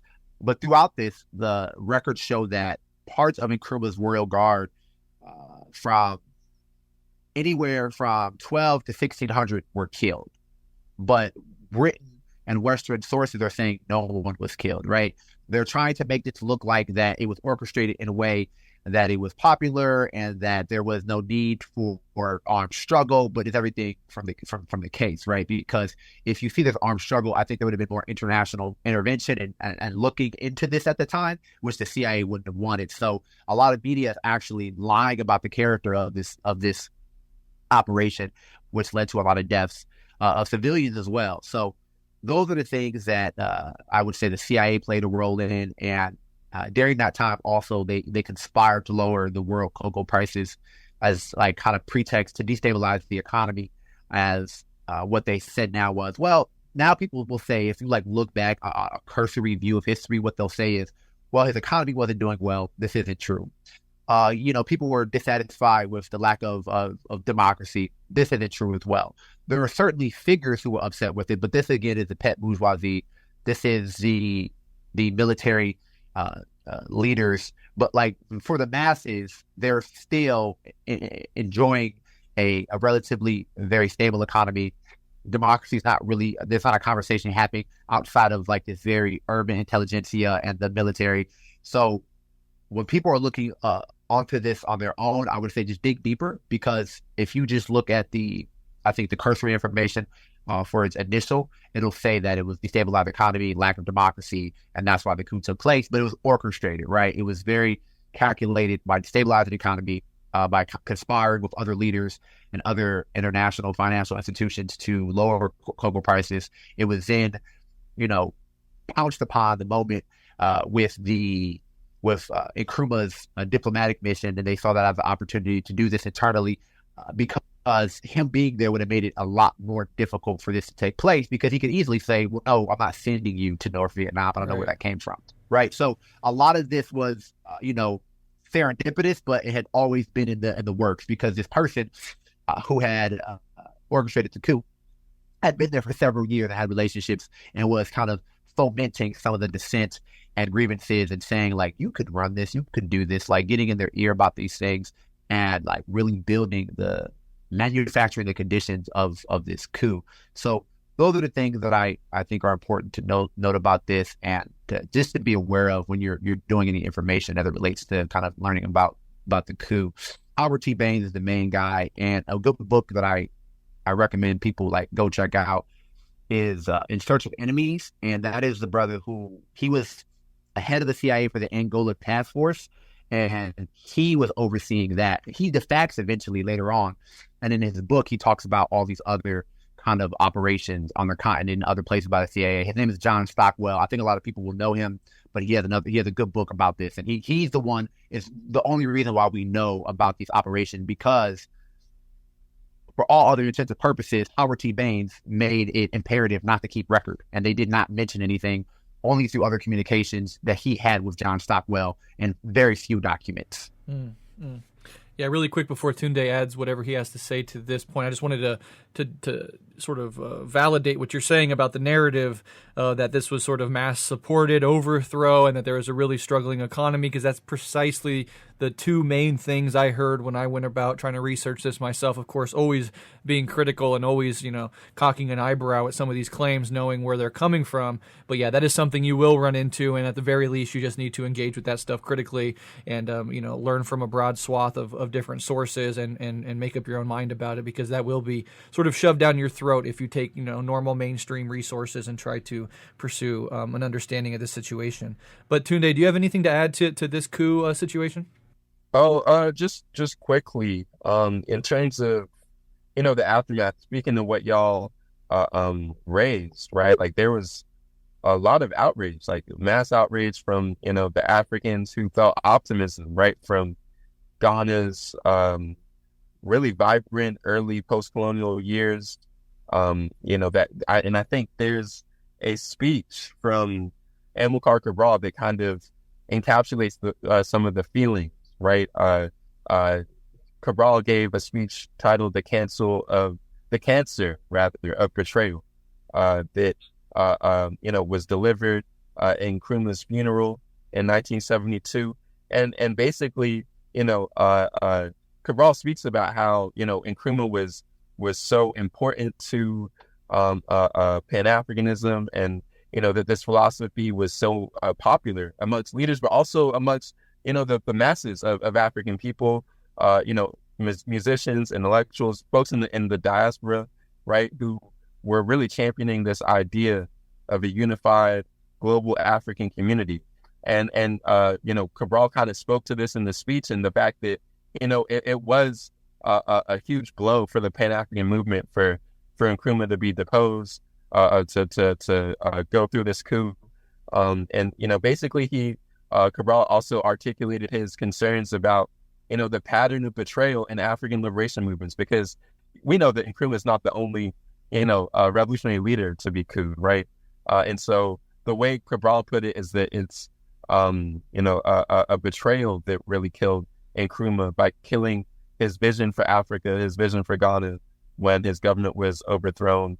In absence, I don't know that it is dead, right? Like there are many folks, a number of African freedom fighters that have taken up the mantle for scientific socialism, for Pan-Africanism, and are fighting for that. But yeah, I think that speech really speaks to the mass support of Nkrumah amongst the African people and folks in the diaspora. And we know that Nkrumah later lived in exile in Guinea. He no longer directly involved himself in Ghanaian politics. He never went back to Ghana. And that the coup leaders, the National Liberation Council, that they were led for 3 years until elections were held. But as Nick kind of spoke to, there was a period of instability and economic decline because of the shift away from Nkrumah's socialist model. And so, I think I just want to add those really quickly before we move on to the next question.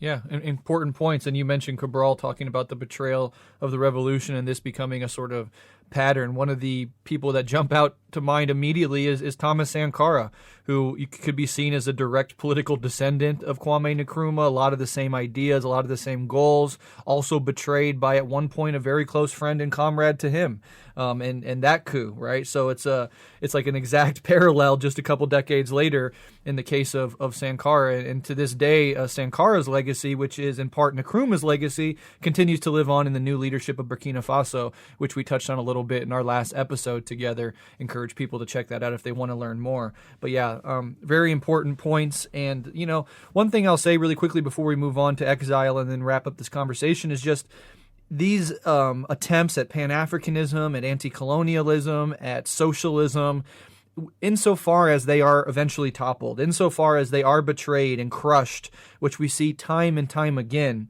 what they are the seeds of the future world we're trying to create. Nobody thinks, looking over history, that this world historic transition out of capitalism through socialism and towards communism is going to be something that is completed successfully the first try. In a lot of ways, you can think of the Bolshevik Revolution as like the first attempt to do this on a huge scale. And that was immediately, it survived for generations, but was immediately descended on by the world imperialist powers, and they had to fight a brutal civil war after a brutal revolution just to maintain power and have control over their own society and where it goes. So even though these experiments are oftentimes, sadly, tragically, betrayed, undermined, toppled, destroyed, they plant the seeds that are carried on in the future. So yeah, Kwame Nkrumah was overthrown in a coup, right? But that legacy lives on throughout Africa to this day, inspiring countless leaders since Nkrumah to continue his fight. And in that way, Nkrumah's legacy lives on and continues to inspire and motivate people in Africa and beyond Africa, people interested in Black liberation, people interested in anti-colonialism, etc. And so I think it was Fred Hampton who said, you can kill a revolutionary, but you can never kill a revolution. And we see that in this case and so many others incredibly clearly. So that's just my 2 cents on that. But let's go ahead and talk about Nkrumah up into his death. So as you said, he was never allowed back into Ghana after the coup, and Nkrumah lived in exile in Guinea up until his death in 1972, just a few short years later, tragically from what I believe is cancer. Can you talk about how he spent these years in exile and ultimately how he died? Yeah, so he, like you mentioned, he was in Guinea Conakry, right? Not to be confused with the Guinea Bissau of Amilcar Cabral. But yeah, his time in Guinea Conakry is sometimes called the Conakry period. And so that time lasted just over 5 years, from March 1966 until he left for medical treatment in Romania in August 1971. And some folks regard those 5 years as some of the most interesting of his life, even though it's maybe less significant, right, than the time that he was leading Ghana and leading the independence movement there, and the move towards Pan-Africanism.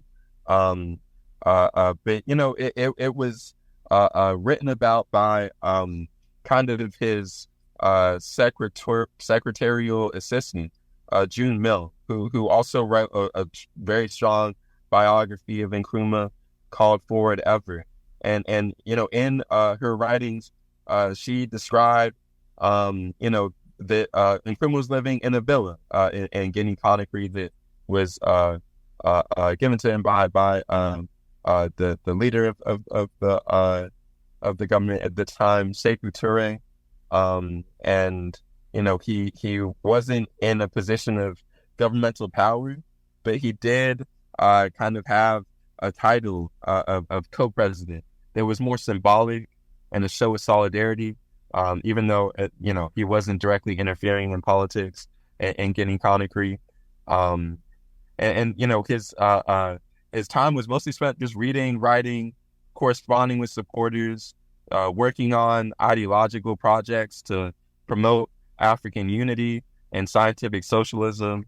Right, he wrote a whole lot of essays on his political views and theories, and this is when he published books like Handbook of Revolutionary Warfare and Class Struggle in Africa. He also, was traveling abroad for conferences and visits with, leaders like Castro in Cuba, Fidel Castro, and Nasser in Egypt. He was, sponsoring Pan-African friendship societies and speaking on university campuses and, radio broadcasts that were heard across Africa, I think specifically on Radio Guinea. And he also, tried to directly organize opposition to the government in Ghana from afar. And so, he was, very active, even in Guinea Conakry. And so I think that is very significant in the sense that he was, still building. I think, during this time, he was working with Ahmed Sékou Touré from Guinea Conakry to develop the All African People's Revolutionary Party, which is still an active formation to this day. Kwame Touré, formerly known as Stokely Carmichael, was living in Guinea at the time too, just to help build that formation. These are like Kwame Touré is obviously like an important figure, a major leader in the Black liberation movement here in the U.S. throughout the 60s and 70s, and he moved to Guinea Conakry to work with Nkrumah and Sékou Touré on that effort. And actually, the All African People's Revolutionary Party is a member organization of the Black Alliance for Peace. They sit on the coordinating committee and do a lot of important work. And so that's kind of a legacy that we could speak about more later. But I think, just his work also included just working with a number of, revolutionary leaders. Like we mentioned Cabral. Cabral was visiting Guinea Conakry to, build with Nkrumah and others in the country. Folks like Du Bois and many major figures in revolutionary history were visiting just to interact and work with Nkrumah while they were in Guinea Conakry. So I think though he was in exile, he was still working to propagate revolutionary Pan-Africanist thought and the critique of Western colonialism, Western neo-colonialism through his writing and organizing. And even if he had less direct political power since he was not in office in Ghana, but that speaks to some of his work even after he was even after the coup. Yeah, and what it paints is the picture of Nkrumah as a sort of tirelessly dedicated to the cause. Whether he's in political power, in exile, whatever situation history places him in, he's still doing what he can in his circumstances, and that is, a hallmark of a true revolutionary. In April of 1972, Kwame Nkrumah drew his last breath in a hospital in Bucharest, Romania. Until he met his death, Kwame Nkrumah had survived 5 assassination attempts, and that is why the phrase Kwame Nkrumah never dies was coined.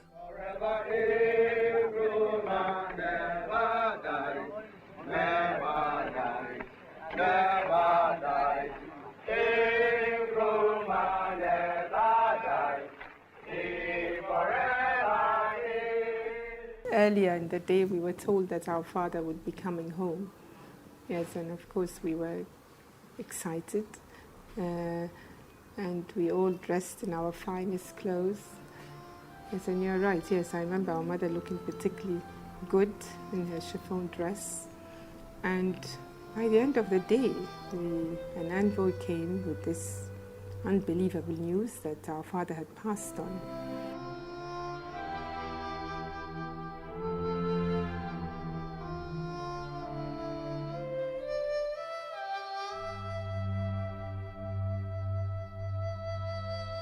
So according to the records, he died of cancer.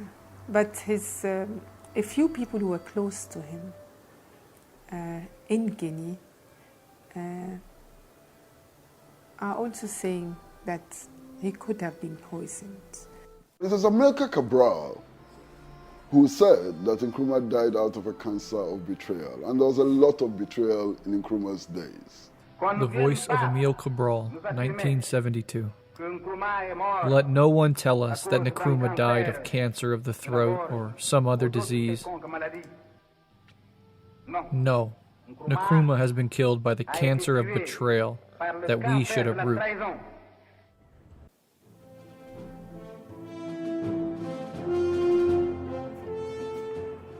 Kwame Nkrumah went down the books of history as the firebrand in Africa's liberation struggle.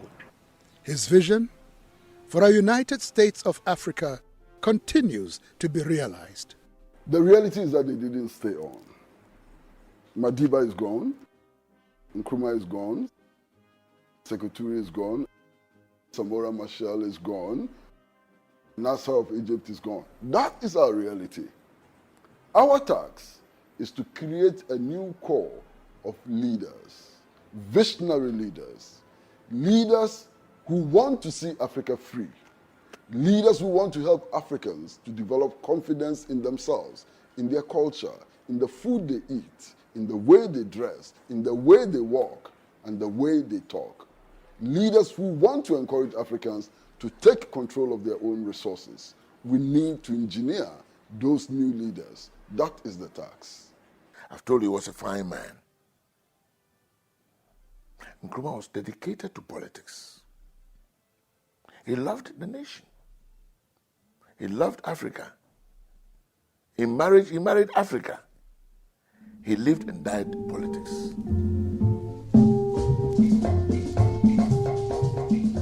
The Africa we have today is the legacy he left behind, and a constant reminder that indeed Kwame Nkrumah never dies.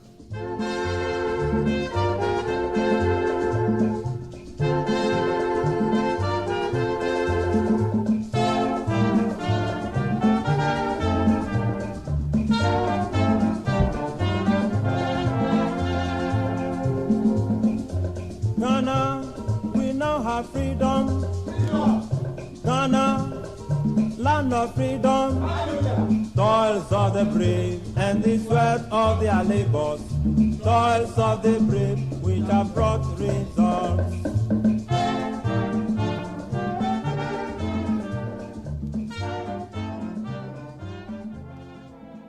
But my final question to both of you is ultimately, what is Kwame Nkrumah's legacy, both in Africa as well as around the world? And why should those of us on the anti-colonial, anti-imperialist, revolutionary left around the world continue to study and learn from him and his example? Yeah, this is a large question, and there's so much to say, but I'll try to be succinct. I think it's important to the anti-colonial, anti-imperialist, revolutionary left because he set a standard. He showed by action how to support other revolutionary movements, how to remain principled, and how to navigate external forces, right? When we're thinking about the series he outlined for strategies for liberation and unification of Africa under scientific socialism. This is still a guiding philosophy. It's what inspires BAP, and so many other organizations to this day.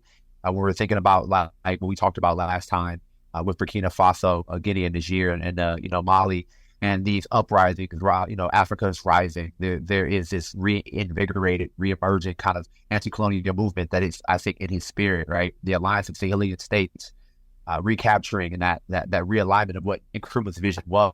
It's obviously different for today's conditions, but to see countries coming together and saying that attack on one is an attack on all, that embodies Nkrumah, right?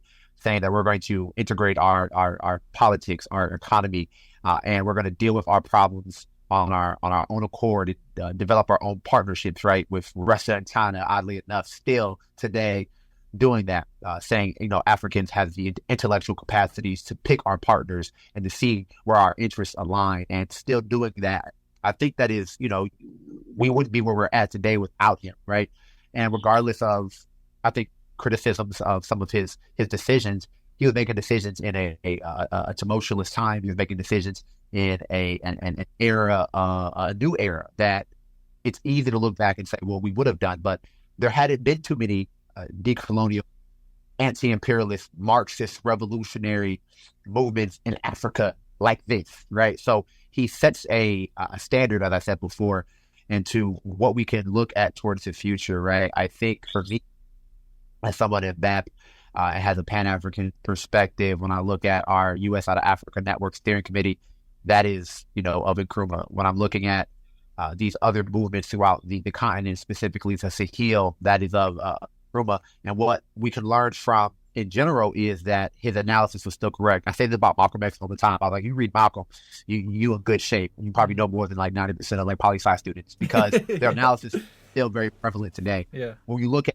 when you look at the IMF, World Bank, AFRICOM, these are manifestations of neo-colonialism that he spoke to that are undermining African unity and ultimately like proletarian revolution globally, right? So he still was correct in that. Now the answer is, how do we pick up what he left off at, and for our material conditions today, deal with these contradictions, deal with colonialism, deal with neo-colonialism, deal with these puppets and these sellouts and these, the Black misleadership class. Like, we have a role to play, right? And like it's up to us now. So I think he plays a pivotal role today in current movements. I think he informs us philosophically, politically, and for me, ultimately, just like in my action, I think about like, the larger movement that I'm part of and the legacy that we're all carrying as Pan-Africans. Tunde, anything to add to that? Yeah, I mean, I think, Nick, you spoke to a lot of what I was going to speak to. I'll just emphasize the, also Nkrumah wrote definitively on neo-colonialism, and that being, one of our primary enemies, one of our primary impediments to achieving Pan-Africanism, to building socialism, right? And so, the structures y'all mentioned as far as AFRICOM, NATO, the IMF, World Bank, and dollar hegemony, that text, neo-colonialism, the last stage of imperialism, is so enlightening. Like, I think that there's so many applicable lessons we can take from that. I think even Rodney spoke about neo-colonialism and drew a lot from Nkrumah's work, and I think like Nick mentioned, right, like the work of Nkrumah, the work of Rodney are so crucial to BAP's perspective, and just to get into that a little bit more, like in Nkrumah's book, the handbook of revolutionary warfare, he outlines like a strategy, a concrete, just steps that need to be taken to achieve Pan-Africanism, to achieve the total liberation and unification of Africa and African people under scientific socialism. And one of the things that needed to be built, to be instituted, was a kind of all African People's Revolutionary Army, a military with an African high command that would kind of steer things. He was writing about how, obviously, I think, Breht, you spoke to this as far as, how Africa will be liberated sooner or later, right? Like we will be victorious through all of these struggles, through these projects for socialism. And Nkrumah's vision was for there to be kind of a high command to plan and initiate action and achieve revolution, right? And now there's kind of a subversion of that plan, right? And I'm speaking of Africa, right? Like there's an effort by the imperialists to create kind of a command that kind of thwarts attempts at African liberation, thwarts attempts at liberation, right? And so I think we understand neo-colonialism is one of our primary enemies as African people, and so Nkrumah's works are so pivotal. I think one of the projects that the A-APRP was taking on was to update the Handbook of Revolutionary Warfare for our current time. But obviously, so much of what he wrote is still relevant. The emphasis on coordination, the emphasis on unity and liberation, and really the work for all of these different struggling formations throughout the continent and the diaspora to come together and to really build together towards this liberated future is kind of what BAP is trying to build. As Nick, you mentioned the U.S. African Network Steering Committee. We're trying to work with forces throughout the African world to kind of coordinate to build towards our liberation. And so we see this as crucial. I think the point around the Alliance of Sahelian States is huge. I also wanted to point to an example in the Horn of Africa, right?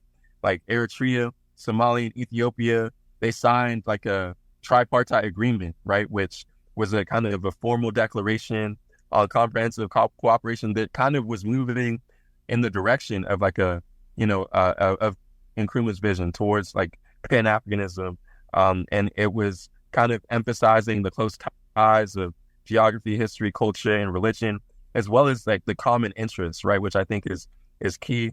And so I think there are attempts here and there to build towards Pan-Africanism, but I think they're kind of undermined by things like neo-colonialism. And what one thing we hear often these days is like, oh, there's a genocide in Tigray, right? And that was something that we in BAP we pushed back against, just because of the way that the Tigray People's Liberation Front has been utilized by imperialism, been a force for the West to kind of subvert the sovereignty of African people in the Horn. And so we are understanding and recognizing these manifestations of the neo-colonialism that Nkrumah spoke about, and trying to alert folks to it. But yeah, that's something that we in BAP are really serious about. We work with groups like the A-APRP. We work with the PAIGC in Guinea Bissau. We work with groups like the Revolutionary Socialist League in Kenya, and the Economic Fighters League in Ghana, and there are a number of groups that we're trying to build with in the spirit of Nkrumah, because we understand the necessity for us to be unified through organization, to fight in a coordinated fashion towards unity, as Nkrumah spoke about. And so I just wanted to quickly raise those things before we move towards closing. Yeah. Incredibly important points. I'm so happy you identified yourselves and the Black Alliance for Peace as direct political descendants of Nkrumah, because that's absolutely the case. Your political education work here today is one page in that book of Nkrumah's influence and his ongoing legacy, and I deeply appreciate it.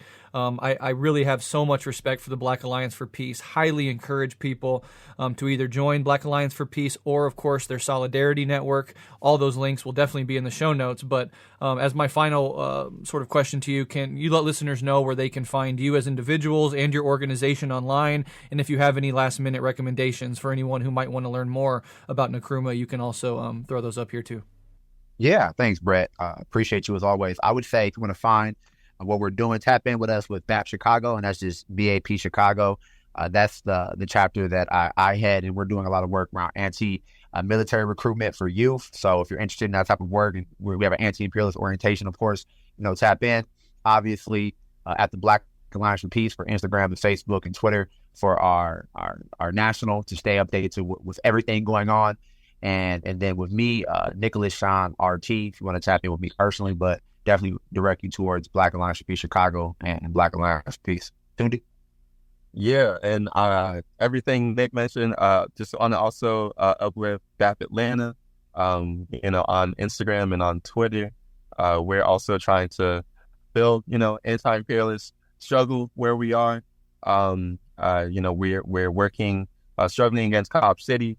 We're struggling against, the GILI program, the Georgia International Law Enforcement Exchange, and really just, engaging in political education in our community, trying to do outreach and build a base of power. So I think, Jeff, definitely want to encourage folks to tap in with us on social media. And if you want to connect with me, I'm on Twitter at Tunde.Osazua, and then on Instagram at Tunde Osazua.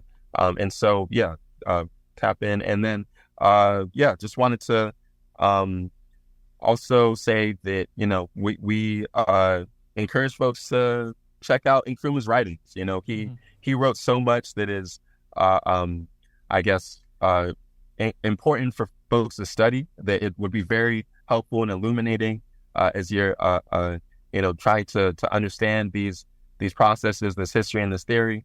And so I definitely want to encourage folks to check out books like Neo-Colonialism, Handbook of Revolutionary Warfare, Class Struggle in Africa, Conscientism, Dark Days in Ghana and beyond, right? He wrote a ton of books and has a lot of essays and speeches.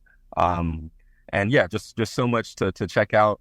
I'll also uplift that, fellow BAP member, Sharice Burden-Stelly, Dr. Sharice Burden-Stelly and Dr. Layla Brown did a talk about Nkrumah's Conscientism that was hosted by the Monthly Review that I think is really fantastic. People should check that out too. And then if folks want to check out, things that other folks have written about Nkrumah, maybe check out June Mill, who is his, editorial assistant. She's written some really good stuff on Nkrumah's life. So I'll stop there. Yeah, perfect. We love Dr. CBS, absolutely. A lot of Kwame Nkrumah's works, including Neo-Colonialism, The Last Stage of Imperialism, I believe is free online. Some of them even on Marxist.org. So the resources are out there for people who want to go read Nkrumah directly. And I just have to again sing the praises of the Black Alliance for Peace, because every member of BAP that I have ever personally met and encountered and talked with are some of the most principled, dedicated, consistent comrades that I've ever met. And you two are perfect examples of just that. So thank you so much for coming on today, politically educating our audience about Kwame Nkrumah's amazing life and legacy. And this, if I have anything to say about it, this will certainly not be anything close to the last time all of us get together and do something like this. So thank you for your time today. I really appreciate it. Thanks for having us. Thank you, Breht, for all that you do as well. Much love.